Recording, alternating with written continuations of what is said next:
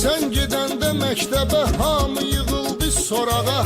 Dedilər şagirdlərə yol verin gələn qoçağa. Müəllimən də səni görüb dururdu ayağa. Gedirdi tərsinə dövran papanın gül balası. Gedirdi tərsinə dövran papanın gül balası. Gez dolan kafe restoran papanın gül balası. Papan ölmeyip sənin can papanın gül balası.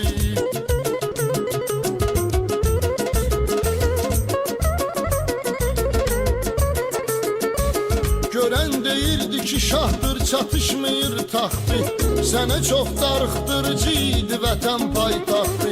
Xarici ölkələrə uçurdun tətil vaxtı. Var idi hər şeyə imkan papanın gül balası. Var idi hər şeyə imkan papanın gül balası. Gez dolan kafe restoran papanın gül balası. Papan